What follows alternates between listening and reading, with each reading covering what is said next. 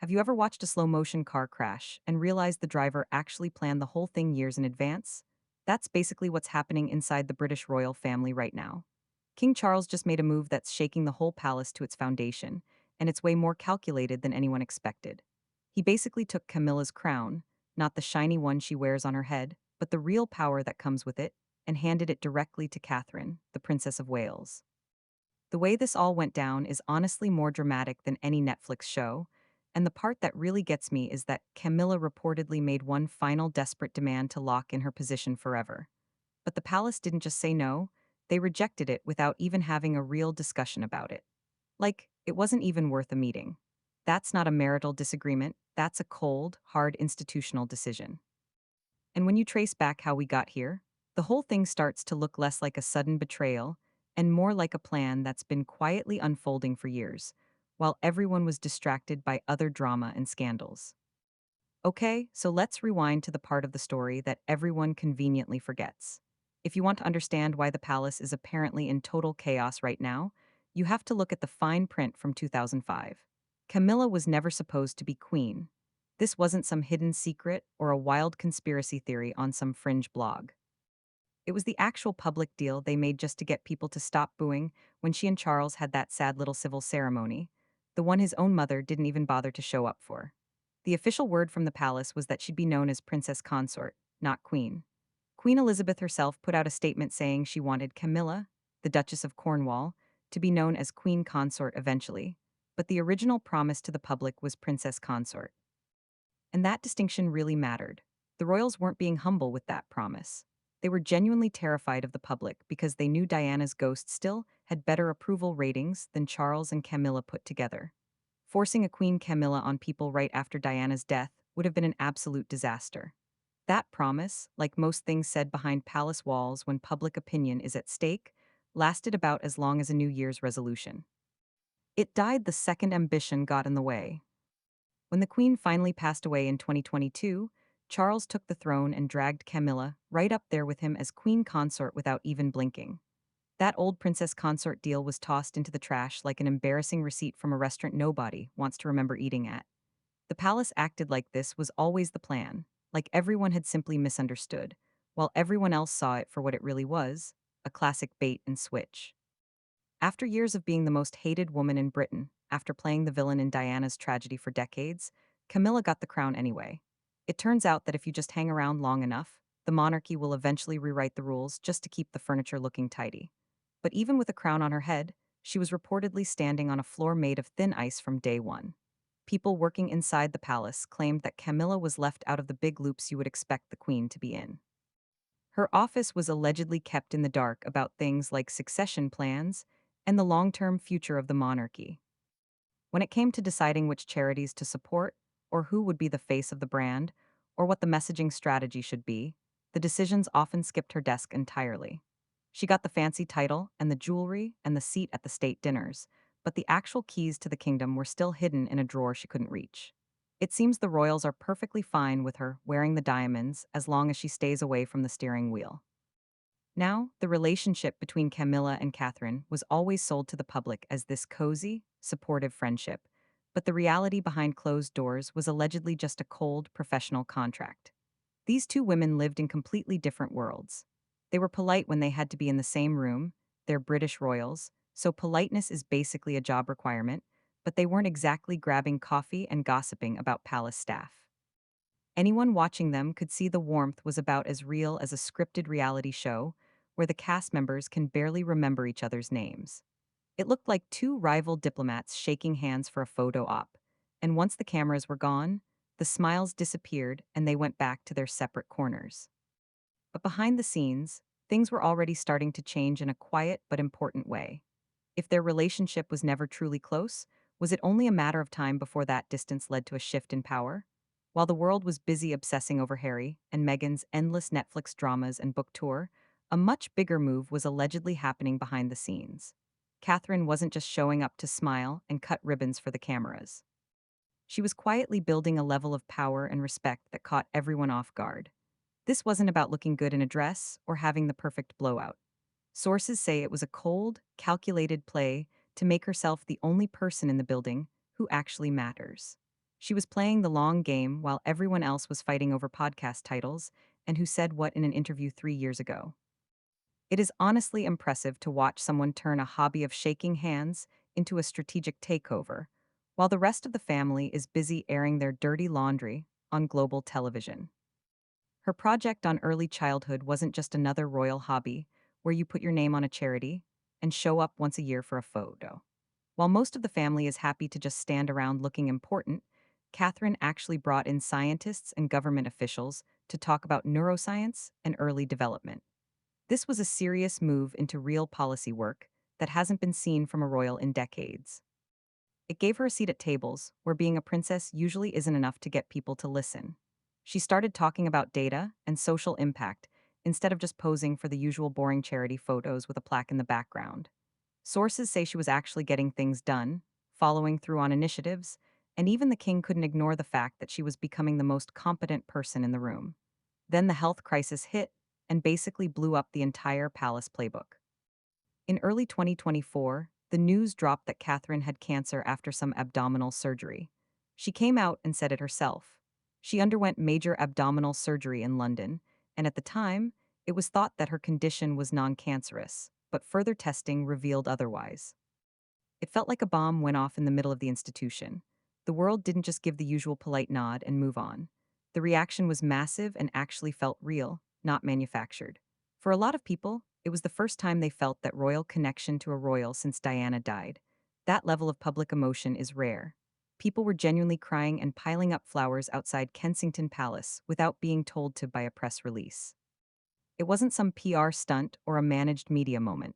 It just happened because people actually liked her, which is a rare feat for a family that usually feels like a collection of wax figures at a museum. The way Catherine handled being sick reportedly moved her up the ladder, not just with the fans, but inside the palace walls, too. She didn't panic.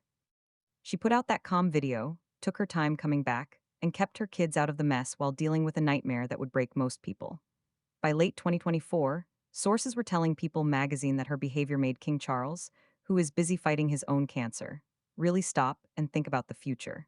He was allegedly asking himself who actually has the public's trust and who has the spine to keep the lights on when things get hard. It turns out that nothing says promotion like staying classy, while your life is falling apart in full view of the entire world. The big question inside the palace became who actually had the guts to carry the crown through the next disaster. According to people on the inside, the answer was becoming pretty obvious. Catherine was the one on the way up, and Camilla reportedly started to feel the shift, like that weird feeling in the air right before a storm hits. It wasn't one big blowout or a specific argument. It was just a change in the vibe. Suddenly, advisors weren't lining up to talk to her anymore, and the important questions started being sent to someone else's office. But while Camilla was still trying to hold her ground, the palace itself was already moving in a different direction. So by the spring of 2025, the rumors have become headlines about a massive internal shakeup. Major outlets were reporting that King Charles was officially moving the heavy lifting from Camilla's desk over to Catherine's. We aren't talking about a few extra charity walks or swapping lunch dates on the calendar.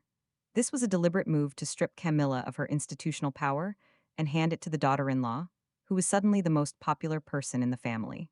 People who get paid to watch the royals for a living were actually worried because this didn't look like a temporary fix while Camilla took a break. It looked like a permanent demotion. The king was essentially rearranging the deck chairs on the Titanic, and Camilla's chair was being moved further and further away from the captain's table. The real gut punch in this whole shuffle was how they handled the patronages. In the royal world, patronages aren't just hobbies or something to fill space in a biography.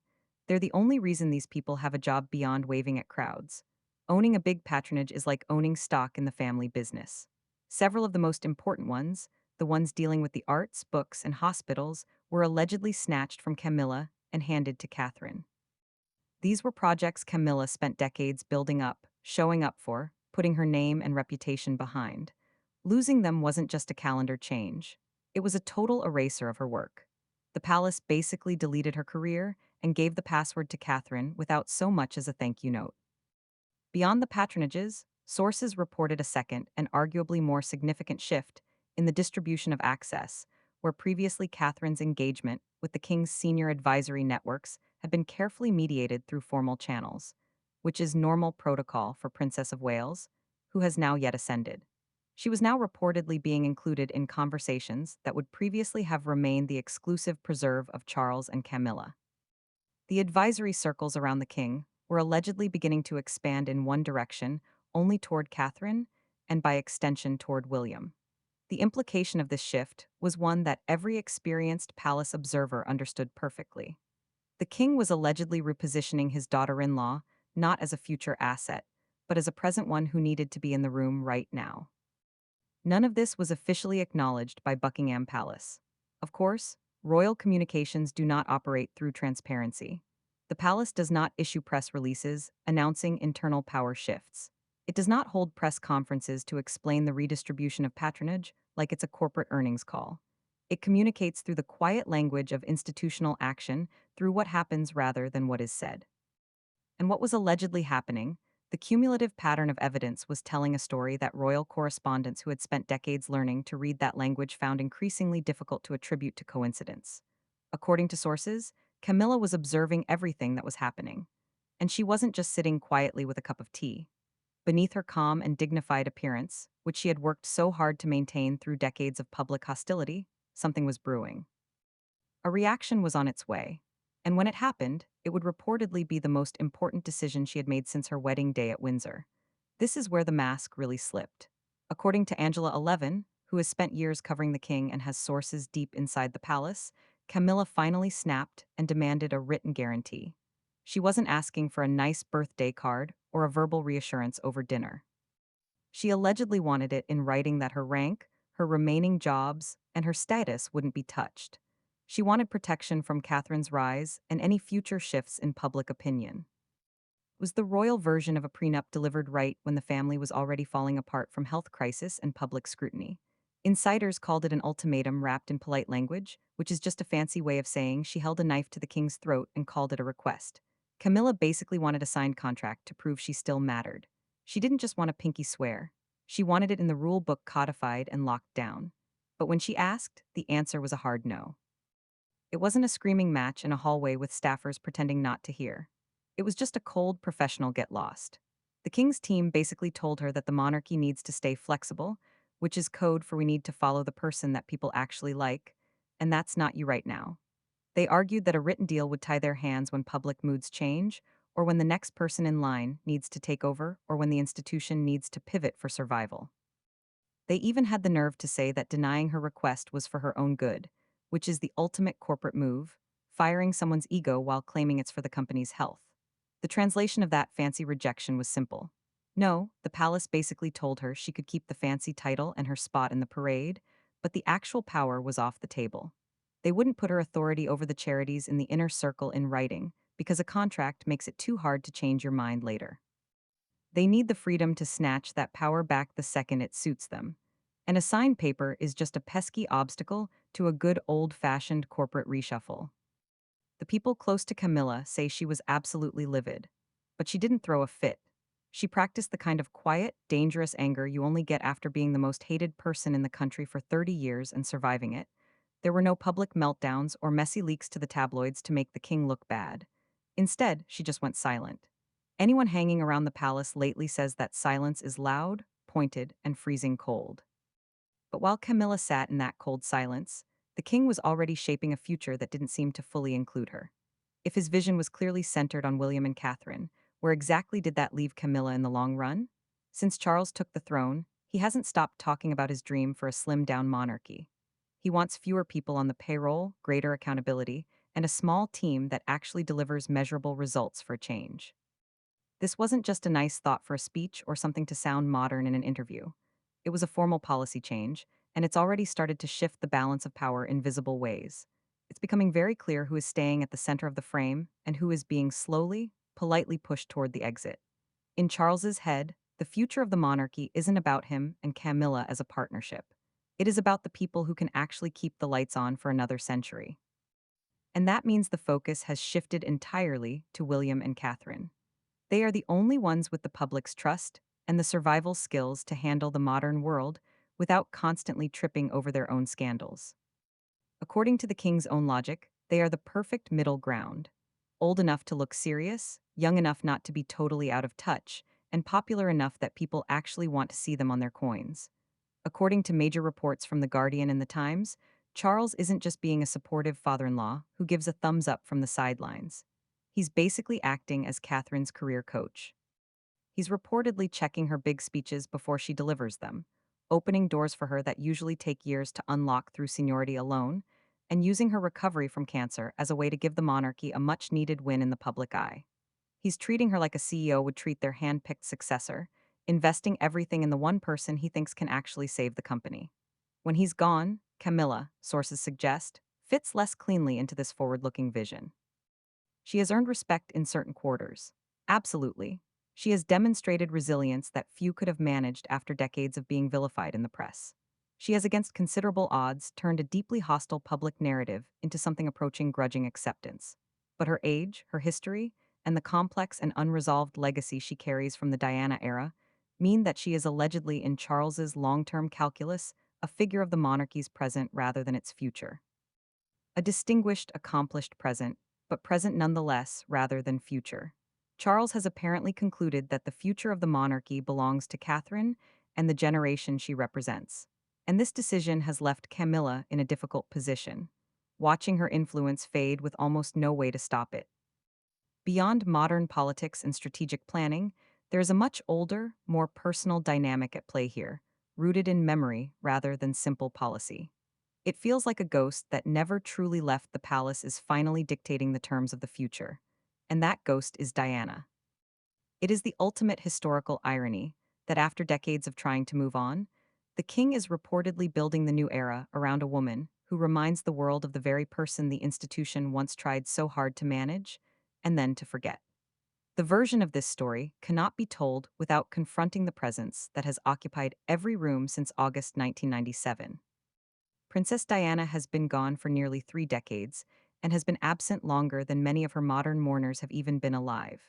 Yet her influence on how the public perceives Camilla remains as powerful as any official royal protocol. Within the monarchy, Diana is not just a memory, but an architectural force that still shapes the load-bearing walls of the institution. It is a bit of a cosmic joke that the one person the palace tried so hard to move past is the one who still dictates exactly where everyone else is allowed to stand. When Catherine got the cancer news in early 2024, the public went into a total meltdown. People started comparing the reaction to the chaos after Diana died, which is awkward, but honestly pretty accurate. That moment stopped the world. This wasn't some fake stage grief cooked up by a bunch of suits in an office. It was actually real. People felt a genuine connection to Diana because she spent years just showing up and acting like a normal human being while stuck in that royal goldfish bowl. She didn't seem to be trying too hard, which is probably why everyone felt like they actually knew her.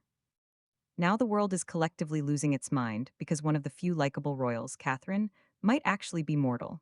And that realization brought all those old feelings rushing back. Camilla can take over all the charity work and official titles she wants, but it won't change the underlying problem.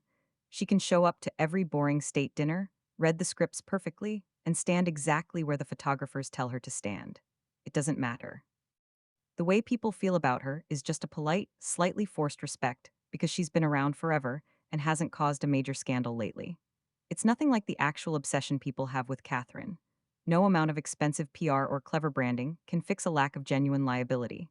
It's baked into the culture at this point, and everyone inside the palace knows it. Word is even Charles knows the score and is making moves based on the fact that the public just isn't that into his wife. Tina Brown wrote a whole book about how the royals are still haunted by the 1990s, and she was right. Every move they make is basically a reaction to the mess they made with Diana. They failed her. Everyone knows it, and the public hasn't forgotten. Now, Catherine comes along and she's young, seems honest, and puts her kids before the firm. Facing cancer with a bit of backbone just made people love her more. That video she put out was direct, vulnerable, and completely unlike the usual palace communication style.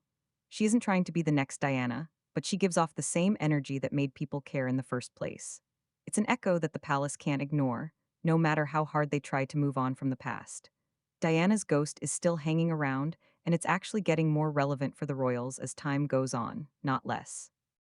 This isn't because anyone in the family is actively trying to ruin things for Camilla, but because the public never moved on. People have been holding on to these specific expectations and emotions for decades. They were just waiting for a person they actually liked to come along and fill that gap. Now that it's happening, Camilla is stuck in a shadow she'll never outrun, no matter how many ribbons she cuts. So, what's the actual point of all this? Camilla spent half her life fighting to be accepted by a family that hated her, only to finally get the crown and realize it's being watered down anyway. Then there's Catherine, who didn't even ask for this drama. She's just trying to get healthy, take care of her kids, and do her job without the extra headache of a power struggle she never wanted. Meanwhile, Charles is supposedly the one pulling the strings and changing the rules, all while he's dealing with his own massive health issues that would sideline most people his age entirely. It's a mess. The monarchy has survived for hundreds of years by pretending to stay the same while quietly changing behind the scenes. But this time, the internal gears are grinding loud enough for everyone to hear. Historians love to point out that this kind of drama has happened before over and over. The British royals are basically experts at taking away someone's power while letting them keep the fancy title. Throughout history, plenty of queens and consorts have found out the hard way that wearing a crown doesn't mean you actually run anything. The palace knows exactly how to make a role completely worthless without making it obvious to the public. In this case, Camilla isn't being kicked out or publicly shamed. She's just being managed carefully and quietly until her position is ceremonial and nothing more. It's a cold, calculated move that the monarchy has been perfecting for centuries to keep the machine running smoothly. This isn't just another boring royal staff reshuffle or some meaningless PR stunt. It's a massive neon sign pointing to where this whole institution is going. Charles is effectively betting the entire future of the monarchy on Catherine. He's giving her the real influence and making her the main character of the next chapter because he knows she's the only one people actually care about in a genuine way. Since there's only enough room for one person in the spotlight, Camilla is basically being shoved into the wings politely but firmly. He's trading in the wife for the daughter-in-law because at the end of the day, the brand needs someone people don't actively want to scroll past when they see a headline. For the monarchy, this shift is a big deal and probably should have happened a long time ago. At the end of the day, the royals only exist because people let them. And every poll shows that the public actually trusts William and Catherine way more than the rest of the family combined. Charles is just doing the math. He knows that if the crown is going to survive in the modern world, he has to lean into the people the public actually likes. This isn't about him being a nice guy or playing favorites. It's a cold strategy. He's willing to push his own wife into the background to save the family business, which is exactly the kind of ruthless move kings have been making for centuries when the survival of the institution is at stake. But the one thing the palace suits can't just spin away is the fact that this is actually pretty brutal on a human level. Camilla isn't just a piece on a board you can move around to fix the ratings. She spent decades being the most hated woman in Britain, getting blamed for ruining a marriage that was already a dumpster fire before she even showed up. She sat through years of people trashing her in the press, calling her every name in the book, and just kept going until she finally earned a bit of grudging respect. She put in the work, showed up, and did the job. But now all that effort is being shoved aside because the higher-ups decided the brand looks better with a younger face in the frame. They're basically rewriting her job description behind her back because a better cover girl for the monarchy showed up after 30 years of being the villain in the public imagination. She finally gets the crown, only to be told she's being renegotiated for a better model. That's a special kind of corporate hell right there. And the fact that it's happening inside a family makes it even more cutting. The institution always wins, but the people inside it don't always get to keep what they were promised. And Camilla just learned that lesson the hard way. At the end of the day, this whole situation shows us something really important about power and how it actually works. It doesn't matter how long you've been around, or how hard you've worked, or how many fancy titles you've collected. What matters is whether people actually like you and trust you. And right now, the British public has made their choice pretty clear. They want Catherine. They connect with her in a way they never could with Camilla. And Charles, being the practical king that he is simply giving the people what they want. It's brutal, it's businesslike, and it's exactly how the monarchy has survived for 1,000 years. They adapt or they die. And right now, they're adapting by pushing Camilla aside and lifting Catherine up. Whether that's fair or not doesn't really matter to the palace. What matters is survival. And in their eyes, Catherine is the one who can ensure that survival for another generation. So Camilla gets to keep the title, the jewels, and the seat at the table, but the real power, the decisions, the influence, the future, that all belongs to Catherine now. And that's just the way it is in the world of royal power plays.